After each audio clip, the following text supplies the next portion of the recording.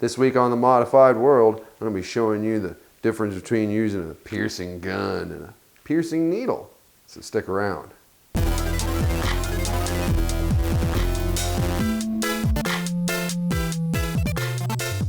So, welcome to the Modified World. It's the weekly web show about body modification, the people who do it, the people who get it, and why it matters.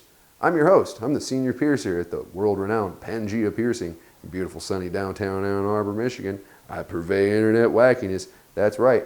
I'm JC Potts.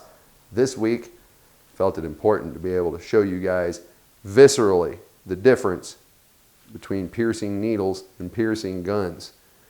It's not exactly safe to go and get a live wiggling human being to pierce their ears with a piercing gun and then dissect them just to prove a point. We're not going to do that. So I went and got pig ears. It's kind of hard to find, but came up with them. Even harder still is to come up with a piercing gun. I don't want to have to describe all the untoward and unseemly things I had to do to be able to actually get this. But we got it. All for your education. So I sat down to be able to pierce this pig's ear.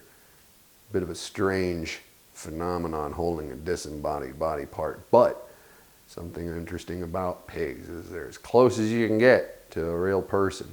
After seeing the inside of numerous people's ears too, I can tell you and attest that pig ear looks exactly like person ear on the inside. As creepy as that sounds.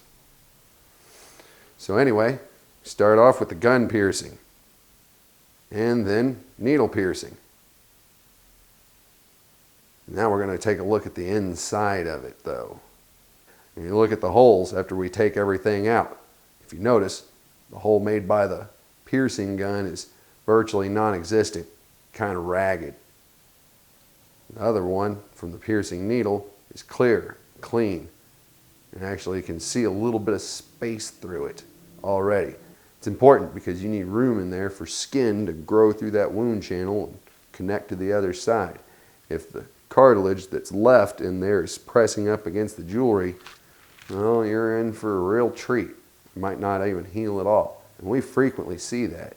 For all the people out there who say, oh, I got a cartilage piercing with a gun and it was fine, there's many more who got piercings with the guns that stayed sore for 6 months, a year, 2 years. It's not uncommon at all. However, it's a pretty rare occurrence when it's done properly. Now let's take a look at the back of this ear. That's going to tell even more of the story. You see the back over here with the piercing gun hole, once again, virtually non-existent. The piercing needle hole, though, is crisp and clear, almost a C-shaped incision with a little bit of removal of cartilage to allow for that skin to grow through there. I think it's fairly self-explanatory, somewhat obvious, but without actually seeing it yourself, it's kind of hard to be able to tell. Taking a look through it with the light even shows it more clearly. You can actually even see some light through there.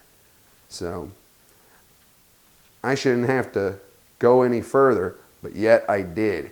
And we dissect this ear, take a look at the cartilage underneath.